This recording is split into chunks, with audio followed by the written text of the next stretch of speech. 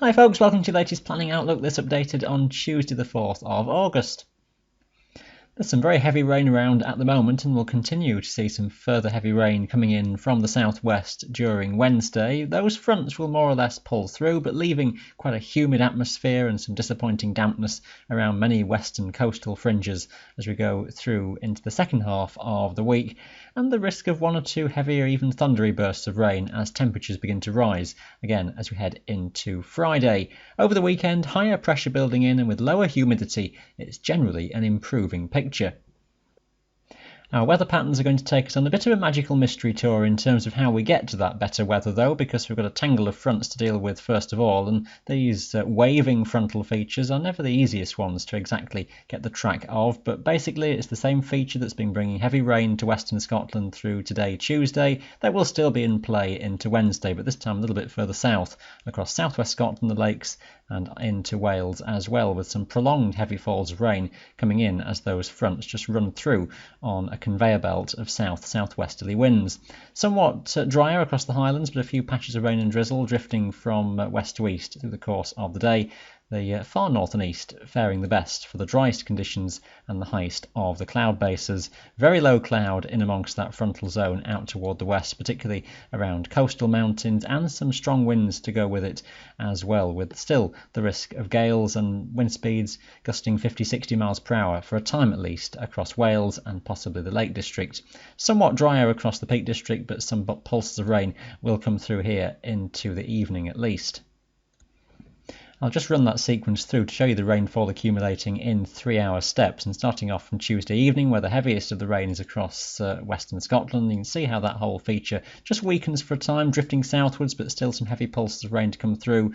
Some of these areas from western Scotland to southwest Scotland, the Lake District, and perhaps even the western Pennines around the Yorkshire Dales could well see rainfall totals 75 to 100 millimetres of rain over a day and a half, taking you through until the back end of Wednesday.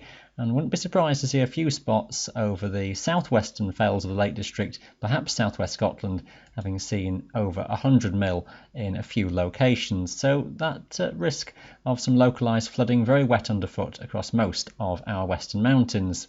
You can see by the time we get through into Wednesday night and Thursday that those fronts eventually fizzle out, but still the legacy of some patchy rain and drizzle, I suspect, into Thursday daytime.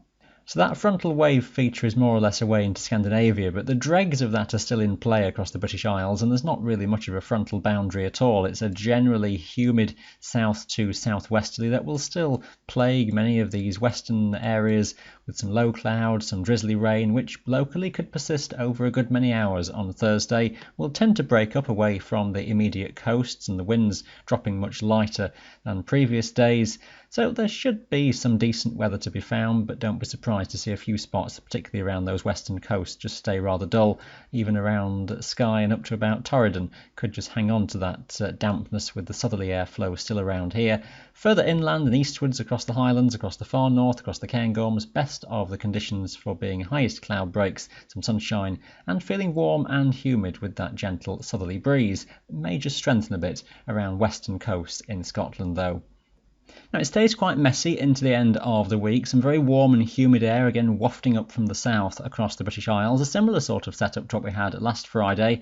And again, temperatures may well rise into the mid-30s in southeast England and widely into the mid-20s or high 20s across some of the valleys, particularly eastern areas through Friday afternoon. We've got this complication of an area of low pressure out to the west trying to develop itself, and if it does, it may strengthen the south-southwesterly wind even towards gale force around western Scottish mountains, with some very gusty conditions developing as the warmth of the day gets going. And also with some destabilisation, there's the risk of one or two thundery bursts of rain popping up across Wales, and later on maybe a few around the Pennines in northern England and running in from the southwest across Scotland too. Very uncertain exactly what they do at this stage, but that risk of things deteriorating from the west as that warmth and humidity gets to work. The risk of still some banks of low cloud and fog around some of these Irish Sea coasts. Otherwise, a good amount of strong sunshine, which will tend to weaken as high cloud just advances in ahead of these fronts from the west. Now, most indications suggest that those fronts will move through as we go overnight into Saturday, so again, the risk of a few thunderstorms kicking off as they do so, but it's a big change of air mass once again that comes around behind those fronts because that warmth and humidity gets taken away to Scandinavia, and our air comes in off the North Atlantic, and temperatures drop considerably once again. And with lower humidity, we'll have less in the way of low cloud, more in the way of some sunshine, but feeling pleasant with that sunshine rather than being quite humid, and generally looking a dry day as high pressure begins to expand further northwards. Now, precise timing of moving that high northwards is uncertain, so the weekend I think I'll describe as an improving story as we go on. It might come in quite soon, even for Saturday itself, but by Sunday it looks as though that high is well to the north, and most of us are then under dry and pleasant conditions with good amounts of sunshine, a fresh feel, and well-broken cloud with most hills and mountains clear. A strengthening easterly wind is possible across England and Wales as the high does move further northwards. We might just need to watch eventually for developments of this low around northern France in terms of what then develops into the start of next week.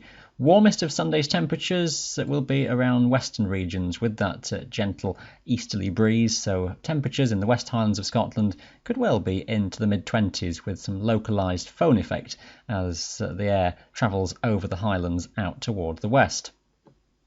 Looking towards the early days of next week, and that high looks as though it goes northwards, but we start to destabilise things from the south around France and Biscay, and some bursts of rain may start to encroach north first into Wales, maybe further onwards toward the Pennine areas as we head a bit further into next week. And I suspect we'll get a few decent days at least across Scotland and northern England before that happens though, but just the risk of some warmth and some humidity coming back around off the continent to make things somewhat more unstable and well broken as we go into the middle of the week, with that risk of low pressure starting to get back in charge again and some thundery bursts of rain in the forecast. How soon that gets northwards and how far northwards it gets into Scotland is open to a lot of question at this stage, but just looks as though things do go downhill once again.